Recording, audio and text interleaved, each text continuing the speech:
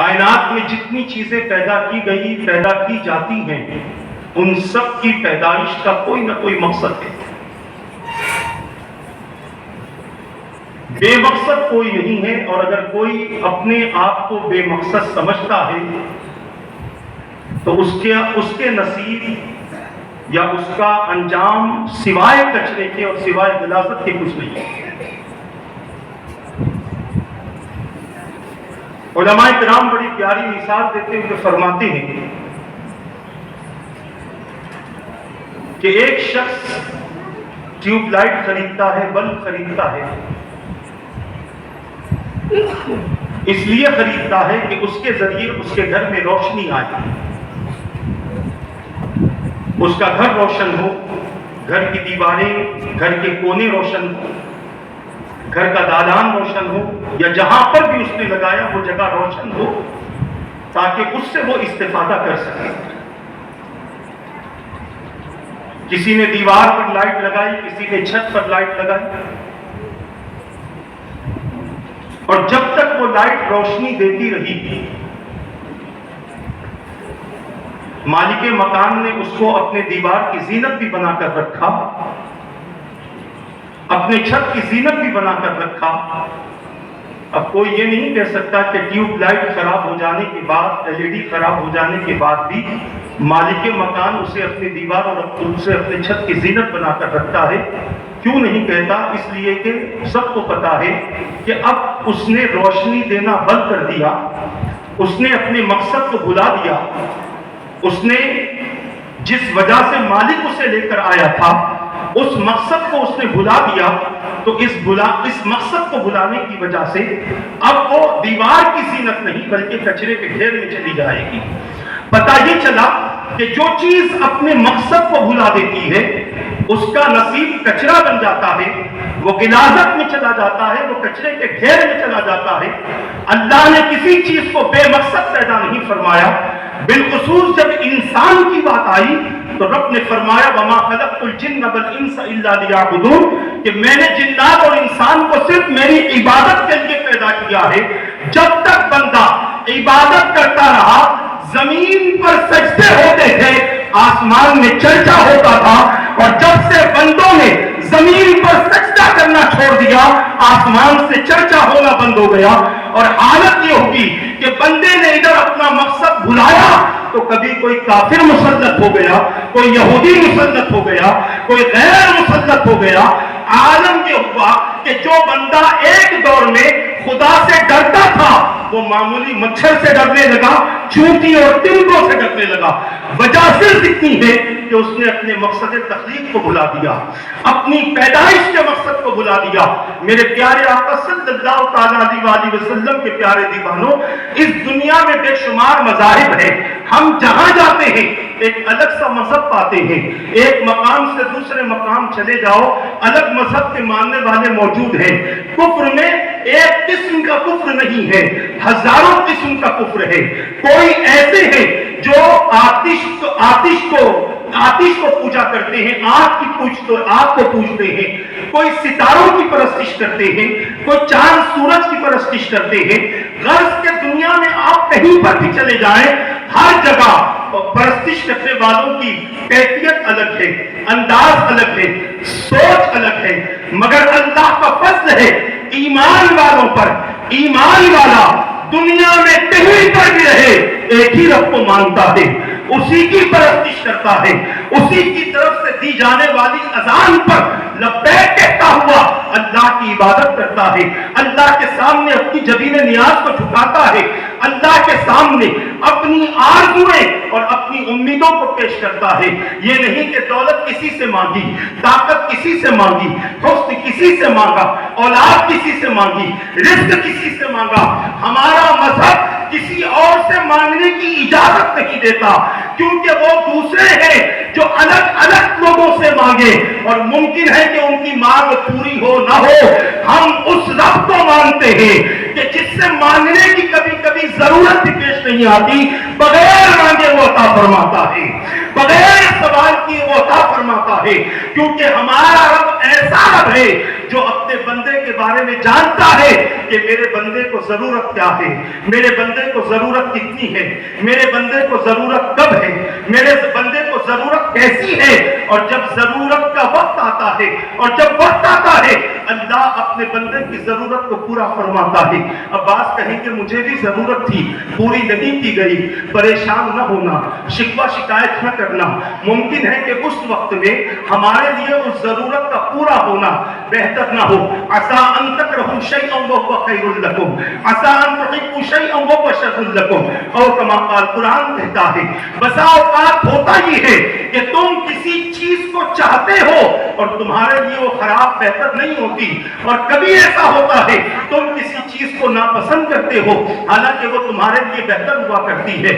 واللہ یعلم وانتم لا تعلمون، اللہ جانتا ہے تم نہیں جانتے، اسے پتا ہے کہ تمہیں کب ضرورت ہے، کیا ضرورت ہے، اور وہ یہ بھی جانتا ہے کہ تمہارے لیے کب کون سی ضرورت تمہارے لیے خیر کا ذریعہ بنے گی اور کون سی ضرورت تمہارے لیے شر کا ذریعہ بنے گی۔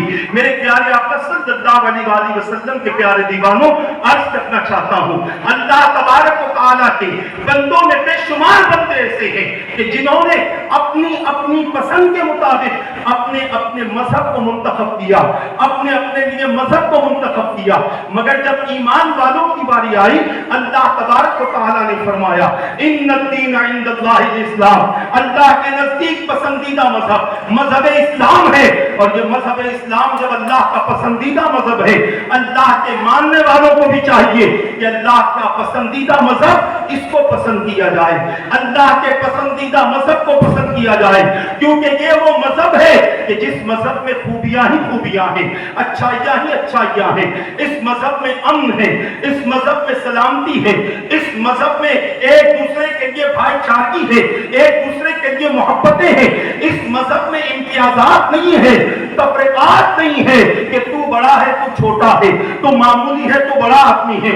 اس مذہب میں اللہ تبارک و تعالیٰ نے ان چیزوں کو اپنے بندوں کے لیے نہیں رکھا، بلکہ ارشاد فرما دیا یا ایھا الناس انا خلقناکم من ذکر و انثی وجعلناکم شعوبا وقبائل لتعارفوا ان اکرمکم عند اللہ اتقاکم، جس کا معنی اور مفہوم یہ ہے اے لوگو بے شک ہم نے تم کو ایک مرد اور ایک عورت سے پیدا کیا، تمہارے اندر مختلف قبیلے اور مختلف شاخیں بنائی، کیوں؟ لتفاخروا نہیں فرمایا کہ ایک دوسرے پر تم فخر کرو، ایک دوسرے کے لیے تم تکبر کرو، ایک دوسرے کے ساتھ تم گھمنڈ کرو، بلکہ میرا رب فرماتا ہے لتعارفوا، اس لیے کہ تم ایک دوسرے کو پہچان سکو۔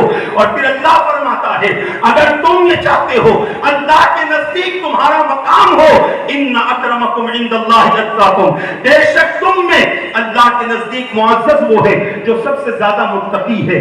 تمہارے تقوی کی بنیاد پر تم اپنے رب سے قریب ہو سکتے ہو، اپنے رب کے محبوب بن سکتے ہو، اپنے رب کے مقرب بن سکتے ہو۔ یہ اس وقت ہوتا ہے جب بندہ اپنے اندر تقوی پیدا کرے۔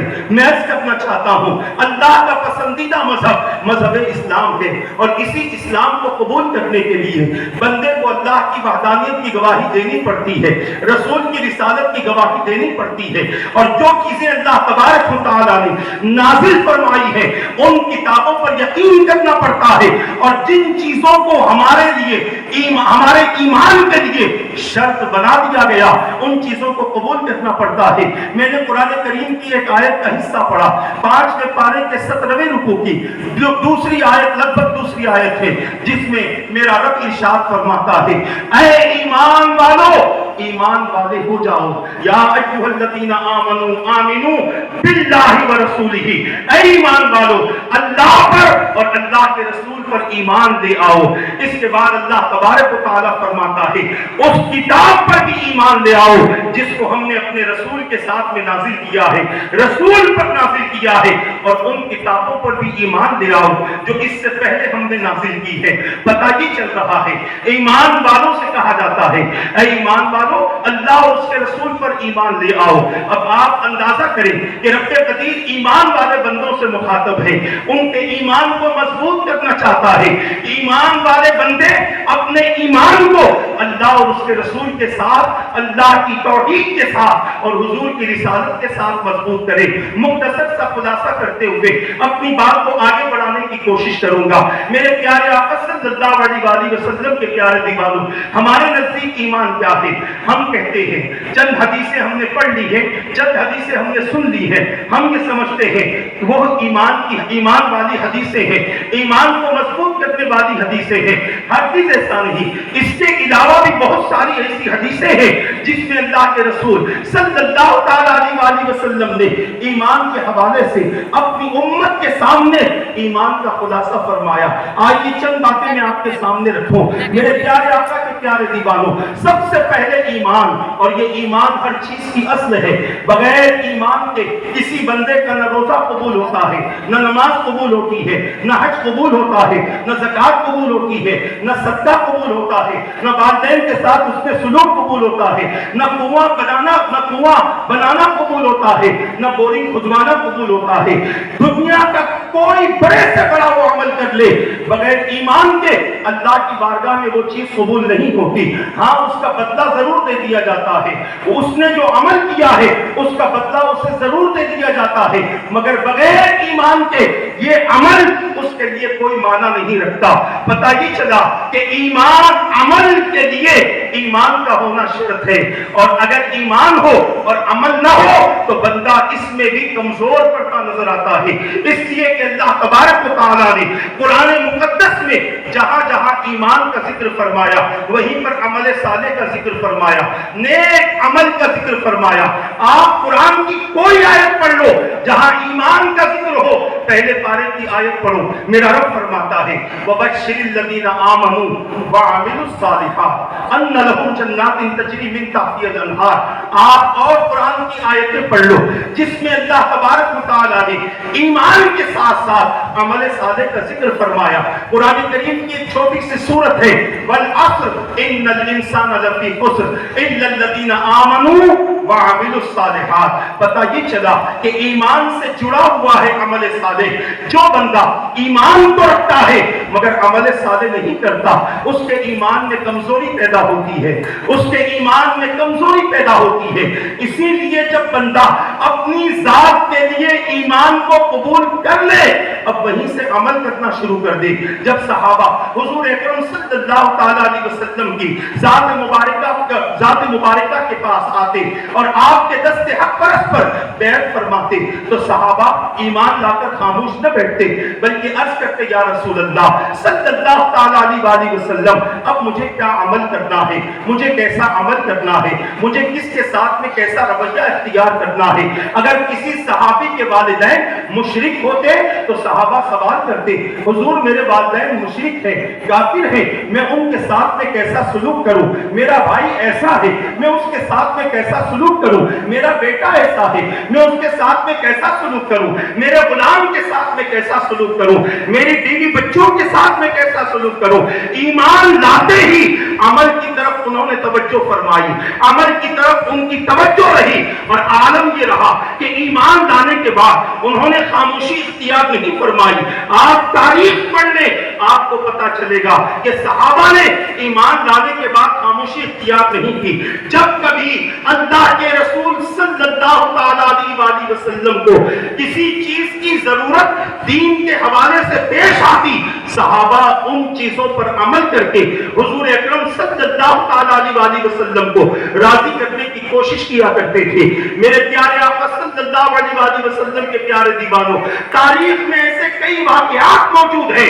اگر ہم بات کریں حضور اکرم صلی اللہ تعالی علیہ وسلم کے خلیفہ اول حضرت سیدنا ابو بکر صدیق رضی اللہ تعالیٰ عنہ کی، کہ جنہوں نے سب سے پہلے اسلام قبول کیا، اللہ کے رسول صلی اللہ تعالیٰ علیہ وسلم کے ساتھ ساتھ رہنے لگے، اسلام قبول کرنے کے بعد خاموش نہیں بیٹھے، روزانہ فکر ہوتی تھی کہ کسی کو لے کر آؤں اسے بھی مسلمان بنا دو، کسی کو لاؤں حضور کی خدمت میں بٹھاؤں اسے بھی داخل اسلام کر دو۔ یہ حضرت سیدنا ابو بکر صدیق رضی اللہ تعالیٰ کی فکر تھی، اور یہ فکر جب جوش میں تبدیل ہوئی، عرض کرنے لگے یا رسول اللہ صلی اللہ تعالیٰ علیہ وسلم مجھے اجازت دیں میں اپنے دوستوں کو اور اپنے قریب میں رہنے والوں کو اللہ کے की दावत दो। मेरे आका ने फरमाया, अबू बकर अभी वक्त नहीं आया। अर्ज करने लगे, या रसूल अल्लाह, बड़ी ख्वाहिश हो रही है कि मैं अपने दोस्तों तक अल्लाह का दीन पहुंचाऊं, इस्लाम पहुंचाऊं, अपने खानदान कबीले वालों को जमा करके अल्लाह का दीन और इस्लाम पहुंचाऊं। बड़ी जिद थी। मुस्तफा जान रहमत सल्लल्लाहु अलैहि वसल्लम ने इजाजत दे दी। मेरे आका की इजाजत के बाद वो गए अपने साथियों के पास। कुछ लोग बैठे हुए हैं और जब उन्होंने देखा कि हजरत अबू बकर सिद्दीक रज़ी अल्लाह ताला तशरीफ ला रहे हैं, मामला ये था कि इनके ईमान से पहले ही उन्हें बड़ी तकलीफ थी, इनके दीन से पहले ही उन्हें बड़ी तकलीफ थी। बड़े परेशान थे कि अबू बकर ने दीन और इस्लाम कबूल कर लिया और अपने आबा व अजदाद के मजहब को तब्दील कर लिया है। और जब सिद्दीक अकबर पहुंचे, लोगों के सामने अल्लाह के दीन की दावत देने लगे, अल्लाह के एक होने का ऐलान करने लगे और हुजूर की रिसालत का ऐलान करने लगे। अजीजान मिल्लत इस्लामिया, पहले ही बड़ी तकलीफ में थे, अब उनकी कैफियत ये होगी कि जिसके हाथ में जो था हजरत अबू बकर सिद्दीक रज़ी अल्लाह ताला की तरफ फेंकने लगा। यहां तक कि आलम ये हुआ कि उस वक्त हजरत अबू बकर सिद्दीक रज़ी अल्लाह ताला की नाक पर किसी ने एक ऐसी चीज मारी कि आपकी नाक फूट गई, आपका जिस्म लहूलुहान हो गया, आप बेहोश होकर जमीन पर गिर गए। किसी ने हजरत अबू बकर सिद्दीक रज़ी अल्लाह ताला को अमान दी और उसके बाद वो लोग जिनका गुस्सा इनको मारने के बाद ठंडा हुआ, वो अपने अपने घर चले गए। हजरत अबू बकर सिद्दीक रज़ी अल्लाह ताला को उनके घर लाया गया। काफी देर तक बेहोश रहे। माँ सरहाने बैठी हुई है कि बेटे की आंख खुले, बेटे को देखकर खुश हो जाऊं। कुछ देर के बाद हजरत अबू बकर सिद्दीक रज़ी अल्लाह ताला ने आंख खोली। माँ ने पूछा, बेटे कैसे हो? और बेटे ने कहा, अम्मी जान, मेरी खैरियत बाद में लेना, पहले ये बताओ मेरे मुस्तफा कैसे हैं, मेरे सरकार कैसे हैं? क्योंकि दुश्मनों ने जब मुझे इतना मारा है, मुमकिन है कि वो हुजूर तक भी गए होंगे। माँ ने कहा, मुझे इसका पता नहीं है, मगर मैं तुमसे सवाल करना चाहती हूँ कि जिसके नाम पर इतनी पिटाई हुई है, आंख खुलने के बाद उसी का जिक्र कर रहे हो। हजरत अबू बकर सिद्दीक रज़ी अल्लाह ताला को खाना पेश किया गया। माँ ने खाना दिया। सिद्दीक अकबर ने मुंह पर हाथ रखा, फरमाया, जब तक हुजूर की खैरियत का इल्म न होगा, अबू बकर खाना नहीं खा सकता, अबू बकर के पेट में लुकमा नहीं जा सकता, मुंह में निवाला नहीं जा सकता। मैं बताना ही चाहता हूं, मेरी बातों की असल ये है कि जिन लोगों ने सरकार से ताल्लुक जोड़ा, उनकी फिक्र क्या थी, उनकी कैफियत क्या थी। तवाक़िया बड़ा तवील है। माँ ने कहा, बेटा मुझे तेरे साथी का कोई इल्म नहीं है। सिद्दीक अकबर ने कहा, फुला खातून से दरियाफ्त करो, वो भी मुसलमान हो चुकी है, उनसे मालूम करो, हुजूर का पता चल जाएगा। जब हुजूर का पता चला, सिद्दीक अकबर से रहा न गया। माँ से कहने लगे, अम्मी जान, मेरी एक ख्वाहिश है कि मुझे हुजूर के पास ले जाया जाए। बड़ी मेहनत से, जिसे घसीटते हुए अपने आप को बड़ी तकलीफ से हुजूर के दरबार में पहुंचे। जब मेरे आका ने हजरत अबू बकर सिद्दीक रज़ी अल्लाह ताला की कैफियत देखी, हुजूर ने पूछा, अबू बकर क्या हाल है, तबीयत कैसी है? तो सिद्दीक अकबर ने कहा, अब तक खराब थी, आपको देखा अच्छा हो गया हूं, आपको देखा तबीयत बहाल हो गई है, अब तबीयत में किसी किस्म की जिस्म में तकलीफ नहीं। मुस्तफा, हर तकलीफ की दवा आप है, हर बीमारी की शिफा आप है। मेरे प्यारे आका के प्यारे दीवानों, ये हजरत अबू बकर सिद्दीक रज़ी अल्लाह ताला की जात है और आपकी शख्सियत है।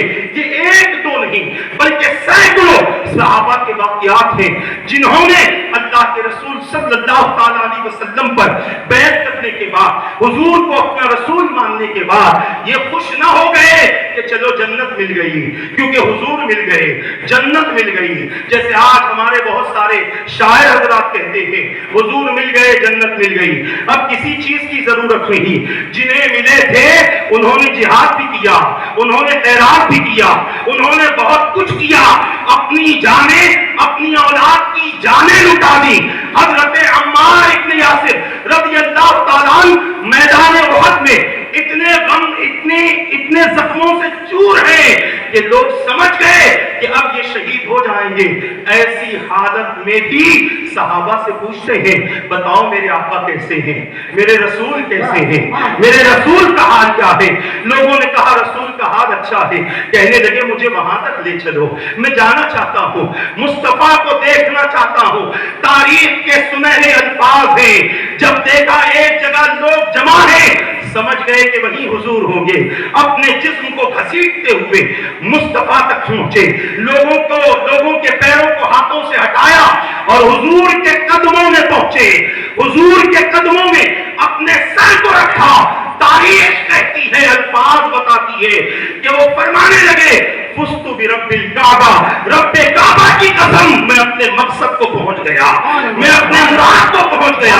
حالانکہ یہاں جہاد سے شہید ہونے والے تھے, مقصد وہ نہ تھا, مقصد مصطفیٰ کے قدموں میں جان دینا تھا, مقصد مصطفیٰ کے قدموں میں جان دینا تھا.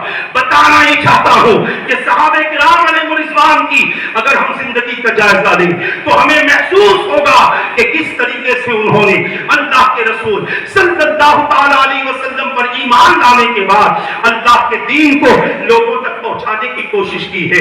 ایک مقصد تھا جو رسول نے انہیں دیا تھا, ایک مشن تھا جو رسول نے انہیں دیا تھا. اگر خاموشی رہتی تو فاروق اعظم 27 لاکھ میل تک لوگوں تک اسلام نہ پہنچاتے.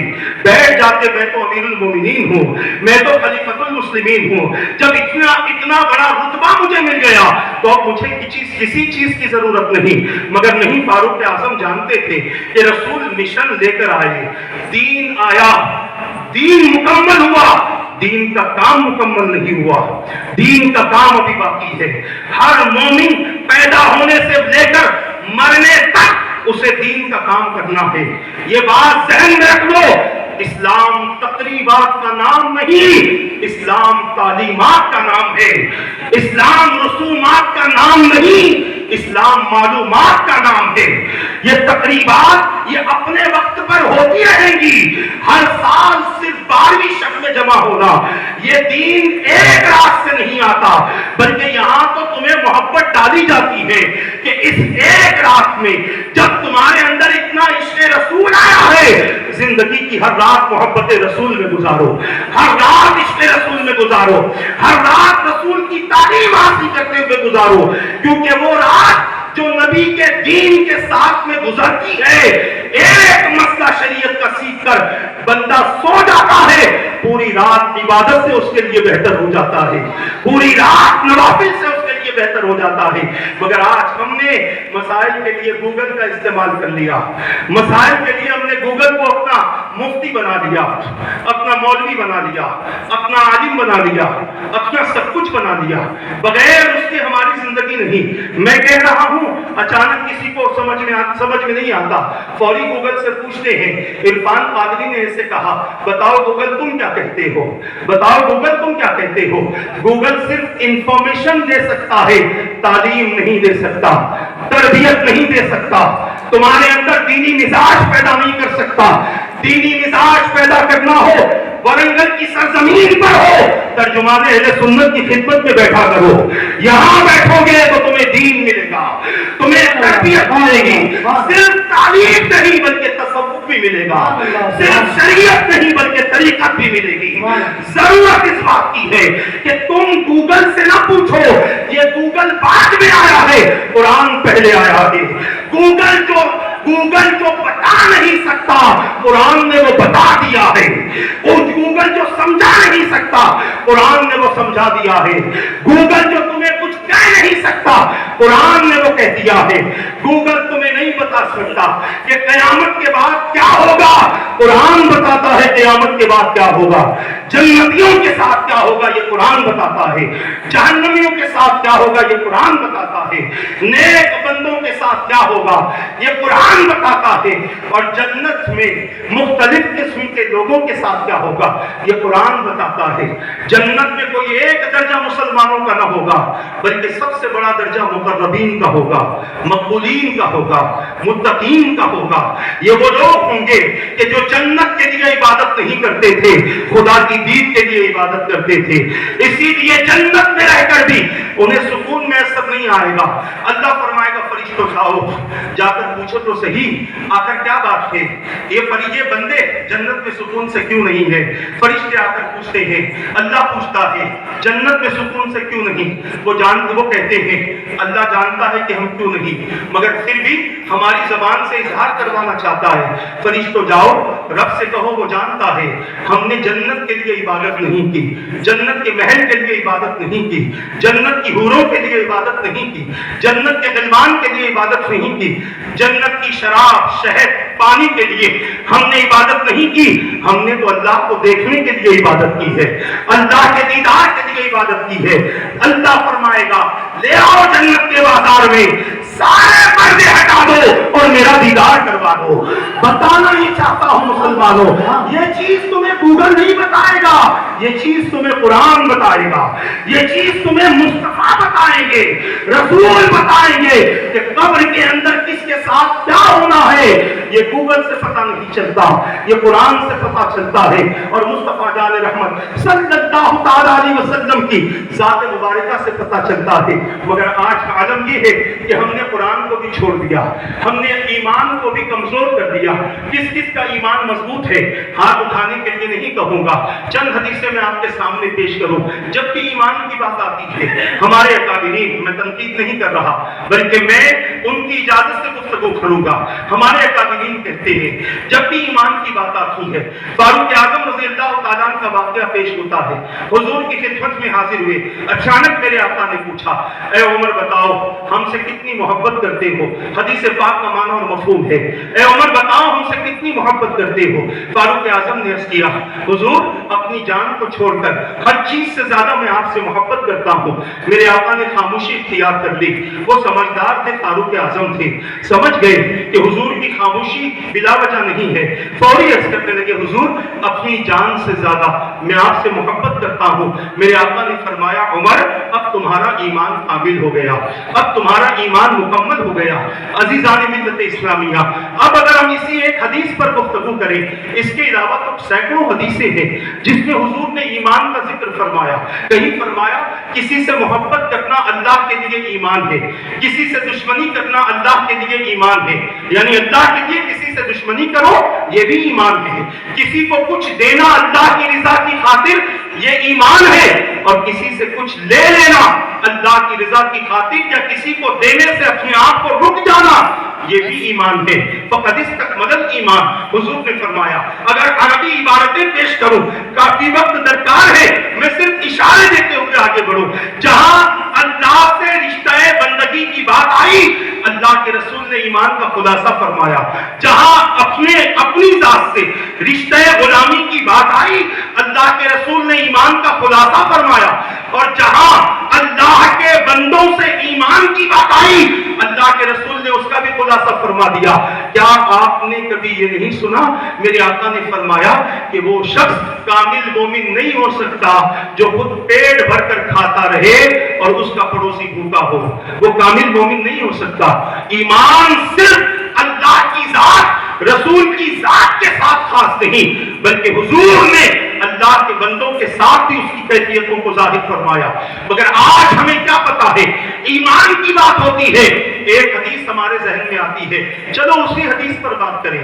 حضور نے فرمایا لا یؤمن احدکم حتی اکون احب الیہ من والدہ وولدہ والناس اجمعین، او کما قال النبی علیہ الصلوۃ والسلام، کہ وہ شخص کامل مومن نہیں ہو سکتا جب تک کہ وہ مجھے اپنے والدین، اپنی اولاد، تمام لوگ یہاں تک کہ جان سے زیادہ وہ مجھے محبوب نہ بنا لے، اس وقت تک وہ مومن نہیں ہو سکتا۔ جان سے زیادہ محبوب بنانے کا مقصد کیا ہے، مطلب کیا ہے، معنی کیا ہے؟ معنی یہ ہے کہ ہمارا جسم بھی حضور کی اطاعت کے حوالے ہے، ہماری جان بھی حضور کی اطاعت کے حوالے ہے۔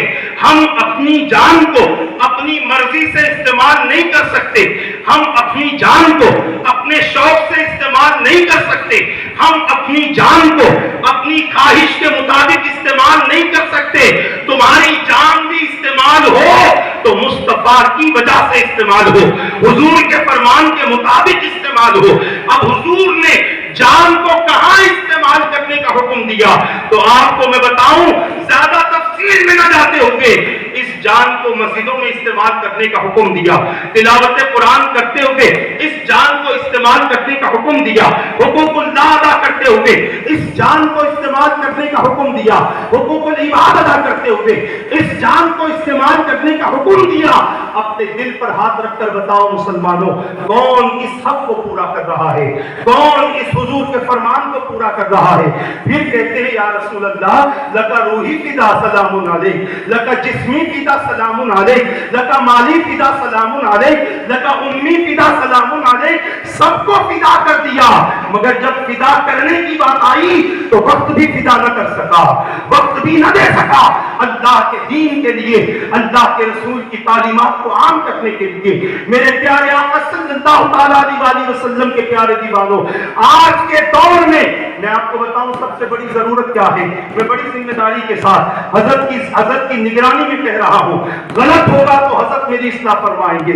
मैं बड़ी जिम्मेदारी के साथ कह रहा हूं, आज अगर किसी के पास में वलीमे की दावत आती है तो लोग कहते हैं कि वलीमे की दावत आ गई और वलीमे की दावत आने के बाद अपने घर का खाना हराम है।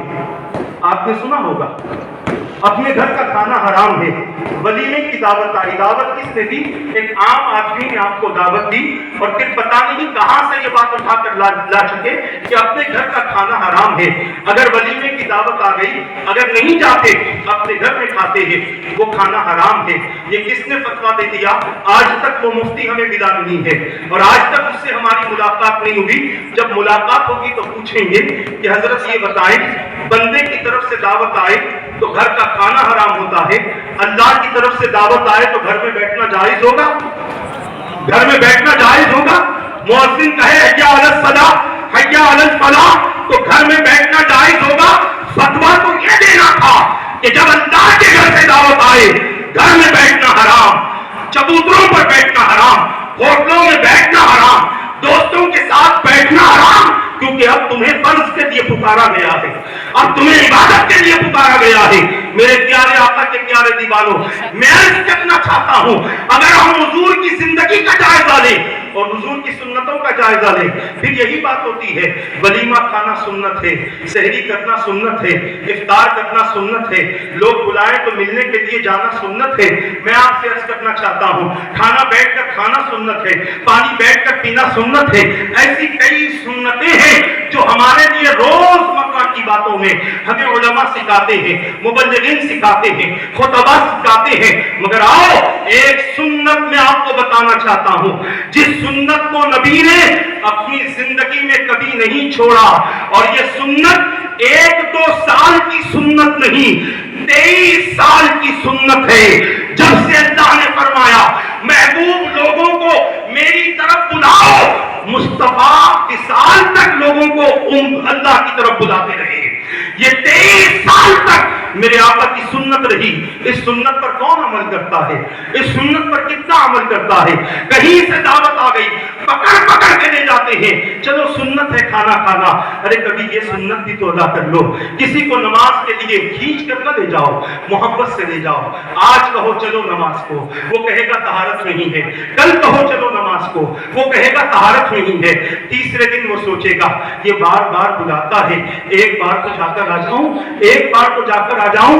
अगर वो जाने वाला मोहब्बत से चला गया, अब उसे बुलाने की जरूरत नहीं, अल्लाह उसे तौफीक अता फरमा देगा, अल्लाह उसे अपनी मस्जिद का नमाजी बना देगा, अपने घर पर आने वाला बना देगा। मेरे प्यारे आका के प्यारे दीवानों, मेहनत तो करो। हम लोगों पर मेहनत तो दूर की बात है, बीवी बच्चों पर मेहनत नहीं करते। घर में जाकर कभी हमने बीवी से पूछा नमाज पढ़ा के नहीं पढ़ा? बीवी गुस्से वाली होगी तो आदमी भी डरता है कि अगर नमाज का पूछूंगा, दोपहर का खाना नहीं बनाएगी तो भूखा रहना पड़ेगा, इसीलिए छोड़ो इसके हाल पर। मगर आप छोड़ो तो कहते हो, कुरान पढ़ो तो पता चलेगा। या अय्युहल्लज़ीना आमनू क़ू अनफुसकुम व अहलीकुम नारा।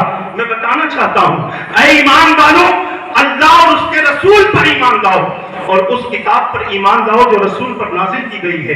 इस किताब पर हमारा कितना ईमान है, मैं चंद मिसालें देकर आपको समझाने की कोशिश करूं। आप समझदार हैं, मेरे बोलने से पहले समझ जाते हैं, मगर एक जिम्मेदारी की बात मैं आपको बताऊं। कुरान कहता है इस किताब पर ईमान लाओ। ईमान लाने का मतलब ये है कि तुम इस किताब की हर हर आयत पर अमल करो, इस किताब के हर हर हुक्म को कबूल करो, इस किताब के हर हर फैसले को मानो, इस किताब की हर हर बात पर इताअत करो, इस किताब में जिससे मना किया गया उससे रुक जाओ, और اس کتاب میں جس کا حکم دیا گیا، چاہے وہ تمہاری طبیعت پر کتنا ہی گرا کیوں نہ گزرے، وہ عمل کر لو، کیونکہ ایسے ہی عمل اللہ کی بارگاہ میں قابل قبول ہے۔ قرآن کے ذریعے ایک ذمہ داری میں آپ کو سمجھانا چاہتا ہوں۔ آج ہم سب سے بڑے جو بے پرواہ ہیں، سب سے بڑے جو لاپرواہ ہیں، وہ ہم اپنے بیوی بچوں کے حوالے سے ہیں، اپنے بیوی بچوں کے حوالے سے۔ میں کسی کو ہاتھ اٹھانے نہیں کہوں گا، سوچو، ایک منٹ کے لیے سوچو کہ ہم اپنے بیوی بچوں کے حوالے سے سب سے بڑے لاپرواہ ہیں۔ مگر یاد رکھو، حدیث کہتی ہے صرف بیوی بچے نہیں، بلکہ دنیا میں تم جس کے ذمہ دار ہو، قیامت کے دن اللہ اس کے بارے میں تم سے سوال فرمائے گا۔ کلکم راع وکلکم مسئول عن رعیتہ، تم سب کے سب ذمہ دار ہو اور تم سے تمہاری ذمہ داری کے بارے میں سوال کیا جائے گا۔ کیا جواب دو گے؟ باپ سے پوچھا جائے گا اولاد کا کیا کیا؟ کیا جواب دو گے؟ ماں سے پوچھا جائے گا بیٹی کا کیا کیا؟ کیا جواب دو گے جب ایک استاد سے پوچھا جائے گا شاگرد کو کس راستے پر چلایا؟ اور کیا جواب دو گے ایک پیر سے پوچھا جائے گا مرید کی کیا تربیت تھی؟ آج تو مرید بنا لیتے ہیں، تربیت کا کوئی انتظام نہیں ہے، بس چھوڑ دیا، میرے 1000 مرید، میرے 2000 مرید، میرے 3000۔ یہ 3000 کا جواب تمہیں قیامت کے دن دینا۔ تم سمجھتے ہو میرے 2 لاکھ مرید ہیں، کہ یہ 2 لاکھ مرید کا جواب قیامت کے دن تمہیں دینا ہے۔ اور یہی کیفیت میرے آقا صلی اللہ تعالی علیہ وآلہ وسلم کی تھی۔ آپ حضور کی شخصیت پر نظر کریں، میرے آقا تمام صحابہ کے پیر ہیں، مگر کسی صحابی نے حضور کے رہتے ہوئے نہ حضور کے بعد کبھی کسی برائی کا ساتھ دیا، کسی برائی کا ساتھ نہیں دیا۔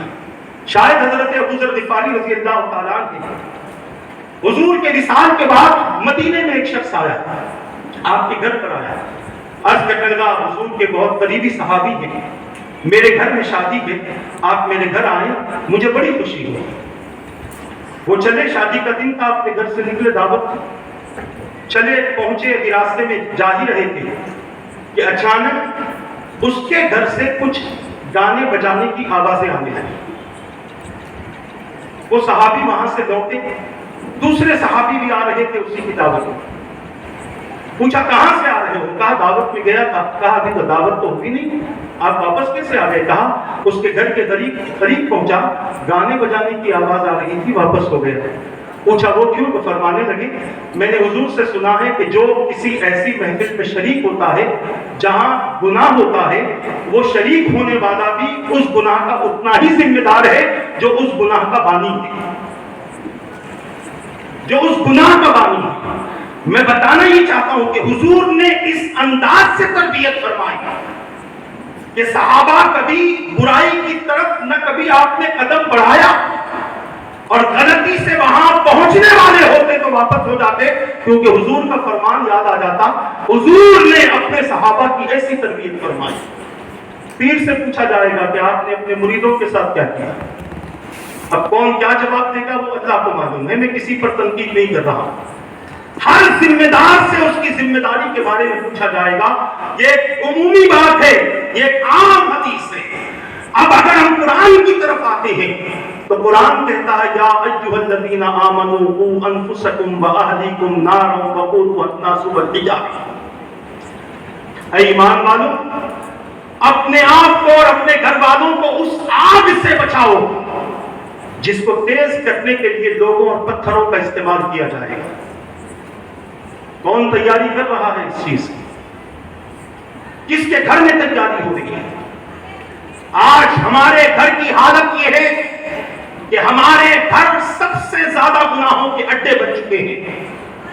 ہم تو جھوٹ بولتے ہی ہیں، ہماری اولادوں کو بھی جھوٹ بولنے کی ہم تعلیم دیتے ہیں، ہم غلط کرتے ہیں، ہماری اولادوں کو غلط کرنے کی تعلیم دیتے ہیں، ہم برائی کرتے ہیں، ہماری اولادوں کو برائی کرنے کی تعلیم دیتے ہیں، ہم دھوکے دیتے ہیں، ہماری اولاد کو دھوکہ دینے کی تعلیم دیتے ہیں، ہم سب کچھ اللہ اور اس کے رسول کی نافرمانی کرتے ہیں اور ہماری اولاد کو اس کی تعلیم دیتے ہیں۔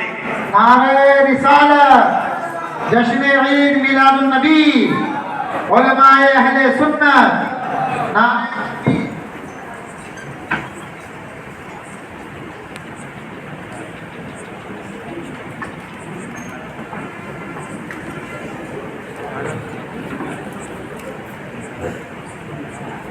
ایک بار درود پاک پڑھ لیں. اللہم صلی علی سیدنا و مولانا محمد وعلی آلہ واصحابہ وبارک وسلم. مرکزی مقررین ہمارے درمیان میں تشریف لا چکے ہیں. میں اپنی گفتگو کو سمیٹتے ہوئے عرض کرنا چاہتا ہوں. میں بتانا چاہتا ہوں کہ قرآن ہمیں ذمہ داری دیتا ہے. ذمہ داری کیا ہے؟ اپنے آپ کو اور اپنے گھر والوں کو. گھر والوں میں کون کون ہیں؟ اگر خصوصی طور پر ہم دیکھیں، ہم اگر صرف اپنے بیوی بچوں کی بات کریں تو پھر ہم ان کی طرف ان کا جائزہ لینے کی ضرورت ہے. ان کے اندر سدھار پیدا کرنے کی ضرورت ہے. ان کے اندر ایمان اور دین کے حوالے سے تبدیلی پیدا کرنے کی ضرورت ہے. انہیں شریعت سکھانے کی ضرورت ہے. انہیں قرآن سمجھانے کی ضرورت ہے. انہیں اللہ کے رسول کی تعلیمات بتانے کی ضرورت ہے. آپ دیکھیں، خاتون جنت کا گھر ہے. بچپن ہی میں حسنین کریمین لوگوں کو وضو سکھا رہے ہیں، لوگوں کو دین سکھا رہے ہیں، اسلام کا پیغام سکھا رہے ہیں، قرآن کی آیتیں سنا رہے ہیں، حدیث مصطفیٰ سنا رہے ہیں. بتایا یہ جا رہا ہے کہ اللہ کے رسول صلی اللہ تعالیٰ علیہ وسلم نے صرف دوسروں کو تعلیم نہیں دی، اس کا آغاز اپنے گھر سے فرمایا. جب بیٹی خاتون جنت کی بات آتی ہے تو خدا کی قسم، خاتون جنت اس پاکیزہ ہستی کا نام ہے کہ جن کو قیامت کے دن جب جنت میں جانے کا حکم ہوگا اور جب جنت میں جائیں گی تو اہل جنت سے، اہل محشر سے فرمایا جائے گا، اے اہل محشر اپنی نگاہوں کو جھکا لو، اپنی نظروں کو جھکا لو، کیونکہ رسول اللہ کی بیٹی جنت میں جا رہی ہے. جس خاتون کو دنیا میں کوئی نہ دیکھ سکا، قیامت کے دن بھی اس خاتون کو ہر نظر سے محفوظ رکھا جائے گا. میں بتانا ہی چاہتا ہوں، اللہ کے رسول نے صرف تعلیم نہیں دی بلکہ میرے آقا نے اس کا یہ کام اپنے گھر سے شروع کیا. وَأَنذِرْ عَشِيرَتَكَ الْأَقْرَبِينَ، اپنے گھر والوں کو ڈرایا کیجیے. اللہ کے رسول صلی اللہ تعالیٰ علیہ وسلم نے جب ڈرایا تو لوگوں کو موقع مل گیا کہ حضور اپنی بیٹی کو نہیں بچائیں گے تو تمہیں کیا بچا سکتے ہیں؟ حضور اپنی بیٹی کی سفارش نہیں کریں گے، تمہاری سفارش کیا کر سکتے ہیں؟ یہ ایک طویل موضوع ہے. میں صرف یہ بتانا چاہتا ہوں، اللہ کے رسول صلی اللہ تعالیٰ علیہ وسلم کی بیٹی کی کیفیت یہ ہے کہ ایک طرف حضور اپنی بیٹی کو قیامت سے ڈرا رہے ہیں، اپنی بیٹی کو اعمال کی تعلیم دے رہے ہیں، اور دوسری طرف اپنی بیٹی کی فضیلت بھی بیان فرما رہے ہیں کہ میری یہ بیٹی کو سفارش کی ضرورت نہیں پڑے گی. اس کا عمل ایسا ہے، اللہ اس کو لوگوں کی نظروں سے محفوظ کر کے جنت میں داخل فرما دے گا. عزیزان ملت اسلامیہ، یا ایھا الذین آمنوا قوا انفسکم واہلیکم نارا، اپنے ایمان کو مضبوط کرو، اپنے عقیدہ توحید کو مضبوط کرو، عقیدہ رسالت کو مضبوط کرو. صرف سن کر نہ چلے جاؤ، عمل کا جذبہ لے کر جاؤ. ایک آدمی بھی اگر اس جلسے سے تبدیل ہو گیا، خدا کی قسم یہ جلسہ کامیاب ہو گیا، یہ اجلاس کامیاب ہو گیا. اور مجھے یقین ہے کہ صرف آدمی نہیں، عورتیں بھی اپنے آپ کو بدلیں گی. میں خواتین سے عرض کرنا چاہتا ہوں، اپنی بیٹیوں کو باریک لباس پہنا کر بازاروں کی